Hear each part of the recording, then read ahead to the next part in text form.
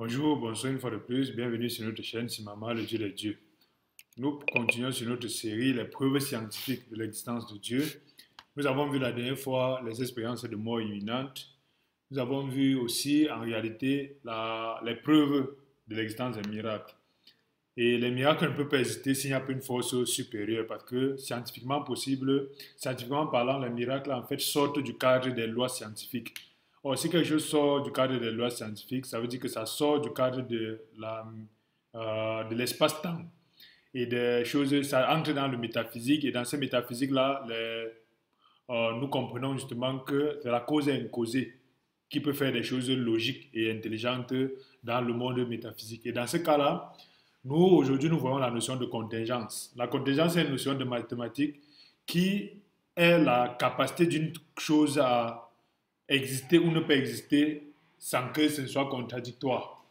Et pour ça, nous allons voir quelques définitions pour ne pas embrouiller. Ce sont des concepts mathématiques, mais pour rester basiques, compréhensibles par tout le monde, nous allons voir la notion de contingence. Et la notion de contingence, en réalité, euh, c'est comment?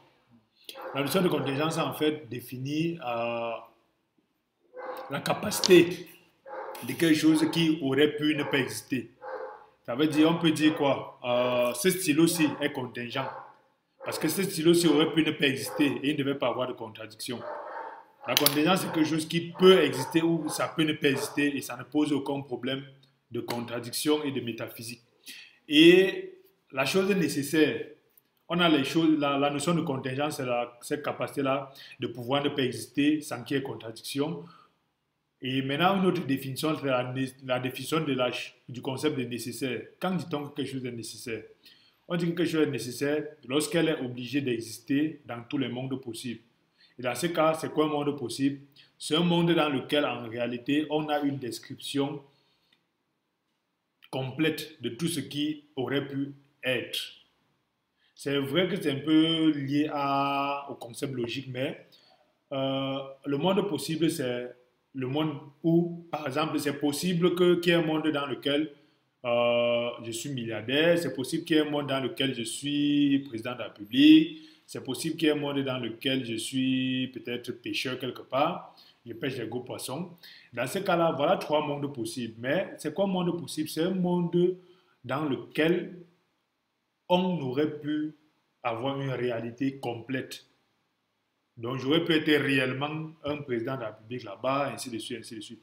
Et quelque chose est nécessaire lorsque, quel que soit le monde possible qu'on prend, cette chose-là existe à l'intérieur.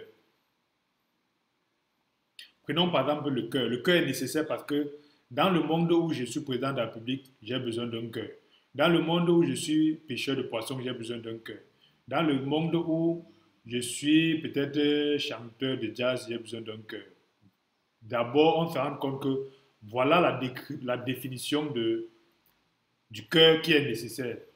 Or, dans ce monde-là, ce bixi est contingent. Pourquoi? Parce que dans le monde où je suis pêcheur de poissons, je n'ai pas besoin de ce bixi forcément. Donc, le bic est contingent. Dans le monde où je suis président de la République, je n'ai pas besoin de ce gobelet, par exemple. Donc, ce gobelet, c'est contingent. Et c'est très important de comprendre cela. Et on a dans la définition de la contingence, la définition de la nécessité, quelque chose qui est nécessaire. On a la définition du monde possible. C'est l'ensemble des possibilités complètes, des réalités pouvant exister. Et on a maintenant la définition du monde impossible. C'est quoi le monde impossible? Parce que c'est ça qui fait que lorsque les gens ne décrivent pas le monde impossible, ils se trouvent avec des problèmes où ils disent que la science a dit que la science a dit que, et ils disaient des choses impossibles, et ils utilisent ça pour inférer et pour créer des règles. Pourquoi? Il faut savoir que quand quelque chose est impossible, utiliser ça pour raisonner, en fait, crée quelque chose, crée des éléments illogiques. Excusez-moi. Par exemple, c'est impossible d'avoir un triangle de quatre côtés. Et quelqu'un va venir dire que, bon, imaginez qu'il y a un triangle de quatre côtés, alors ça veut dire que Dieu n'existe pas, les avions sont montés, les extraterrestres sont descendus. Non. C'est impossible qu'il y ait un triangle de quatre côtés, par exemple. Donc, ce n'est pas discutable et ce n'est pas démontrable. Deuxièmement, c'est impossible qu'il y ait un cercle carré. Par quelqu'un va dire que je suis allé quelque part spirituellement, j'ai vu un cercle carré, j'ai vu une lumière ténébreuse, et avec ça, il va créer des raisonnements bizarres. Et si on ne décrit pas donc la notion d'impossible, c'est un problème. C'est impossible, par exemple, que 1 plus 1 égale à 4. Et voilà donc la définition d'un monde impossible. Pourquoi? Parce que quand on ne définit pas des mondes impossibles, on va créer des fausses règles. Par exemple, imaginez quelqu'un qui dit que la hauteur d'une montagne est inférieure à zéro. C'est impossible, mais quand il dit que, supposons, imaginons que la hauteur d'une montagne est inférieure à zéro, alors à ce moment, on peut commencer à créer une équation qui dit que ainsi de suite, ainsi de suite. Voilà pourquoi, avec ces éléments-là, on se retrouve avec des raisonnements très bizarres, très penchés. Donc la notion de contingence est très importante. La chose contingence aurait pu ne pas exister. Et j'ai montré exactement les exemples. Le monde possible sont des différentes réalités. Et dans ces mondes possibles-là, la chose nécessaire est une chose qui existe dans tous les mondes possibles. Quelle que soit la réalité, si moi je suis, quelle que soit ma réalité, j'ai besoin d'un cœur dans ces réalités-là. Par contre, quelle que soit ma réalité, je n'ai pas besoin d'habits, par exemple, dans ces réalités-là. Et la notion de quelque chose, et c'est la définition de contingence et de nécessité. La définition de quelque chose d'impossible, c'est quelque chose qui ne peut pas logiquement exister. Et lorsqu'on comprend ces éléments-là, on crée donc un syllogisme. Il y a des êtres contingents. Ça veut dire qu'il y a des choses et des êtres qui auraient pu ne pas exister. Et ces êtres-là, en réalité, la somme des êtres contingents est encore contingente. Ça veut dire que la somme des choses qui auraient pu ne pas exister aussi aurait pu toujours ne pas exister. Si on prend un bic qui aurait pu ne pas exister et on mélange avec un gobelet qui n'aurait pu ne pas exister, ça veut dire que même le bic et le gobelet auraient toujours pu ne pas exister. Et lorsqu'on va aller donc à travers ce syllogisme-là pour faire la démonstration, on va voir que c'est très important de comprendre ces éléments de base-là, parce que si on ne comprend pas ça, on risque d'avoir des problèmes devant.